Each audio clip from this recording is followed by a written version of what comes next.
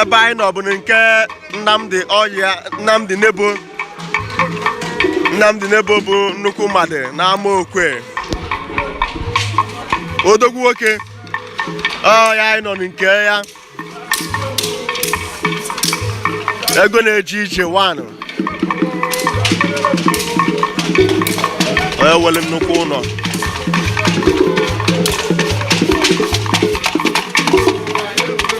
aga ike mmanwụ chafụrụ achafụ unu ga-ahụ ọya anyị n'obe ya ego na-eje ije ego na-eje ije ego na ị na-eje ije ego na ị na-eje ije na-emenụ daalụnụ gekwe na-efe na-enwe mmanwụ ọchụ ahụ bụ hot 2024 dị hot 2024 dị hot ego na ị na-eje ije ego na ị na-eje ije ọmọrụ ndị abụọ nkwụ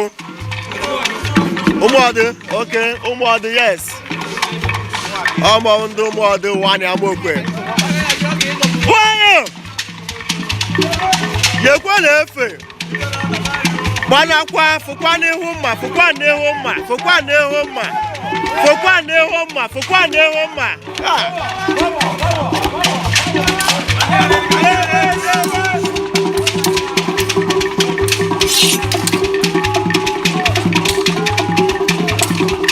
ama Okwe nwere mmanwụ dị iche iche shekwenụ vidiyo ka ọ na-aga viral jee na YouTube anyị Ama Okwe Community TV hụ live stream anyị mere ebe a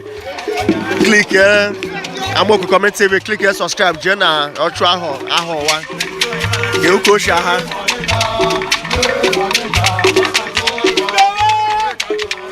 ego na ị na-eje ije ego na-eje ije nnukwu nwoke awa shọpụ Chief Nnamdi Nebo Alabama the managing director CEO of Obama City Concept Agike Mekwe na Afana Mekwe na Afana Bama na Ebo City Bama na Ebo City Bama na Ebo City onye ọbụla ya ekwe efe n'ụzọ manwụ karịrị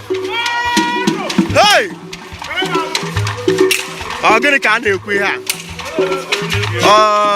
atị ndị ụmụọdụ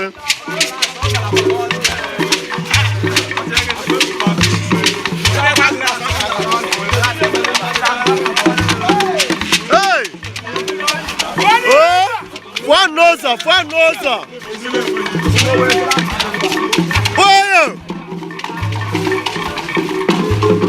ọ gịnị na-eme Obama City Ama Okwe nwekwara ihe n'elu ụlọ ka ọ dị ka Palace Lekki Standard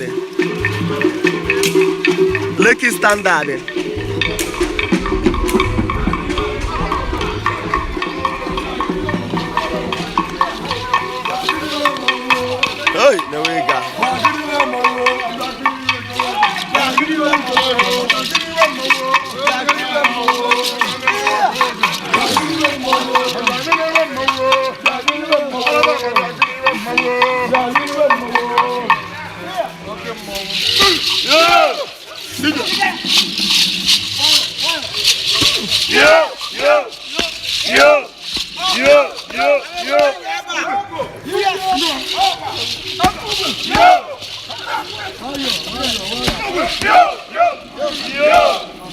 Ama Okwe dị over sweet.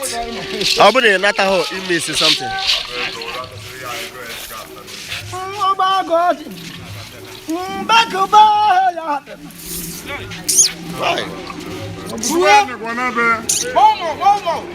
Masquerade.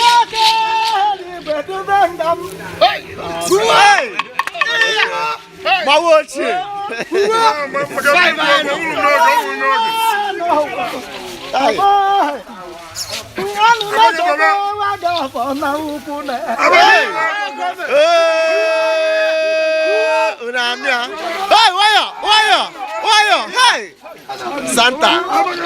Ogene Hi Masquerade Ego na-eje ije ego na ị na-eji ije nnukwu mmadụ agụ ike bụ ebo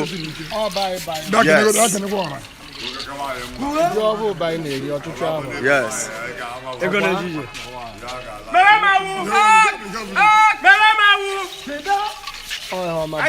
yes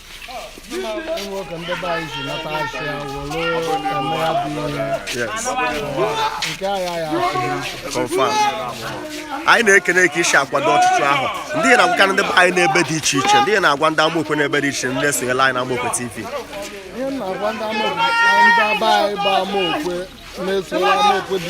Amaokwe TV n'ebe dị n'iche n'iche bụ na ha yi na ekiri na-ahụ ka anyị si eme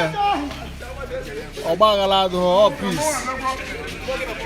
onye olukwelu ọnata onye ọ na-elukwelu ọtụtụ abụ a na-agwụ ha agwụ nke dị n'ihu ka karịrị so Chineke na-adowekwa anyị ndụ next year ya aka ise agbanyeghị na onye na-achị anyị na Naịjirịa na-atụta anyị mma mana anyị na-agwụ mgbagbu ghara ọgụ anyị ya emetọ na-eme anyị ekene gị aga ike bụ ebo hey dimkpa dimkpa dị na Amaokwe na-enwe mmanwụ ebe a ma gbalụ mgbe ochie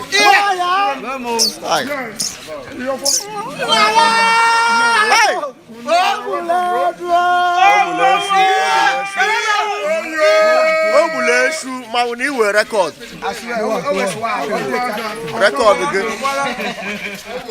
gị kwụ ọtọ update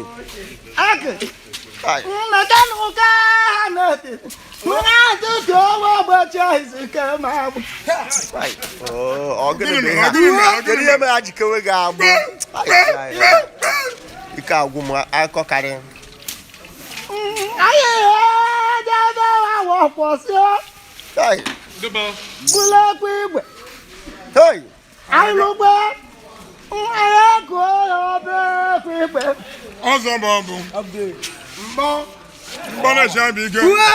o nwere ihe ọzọ ringing tone awa shop nọ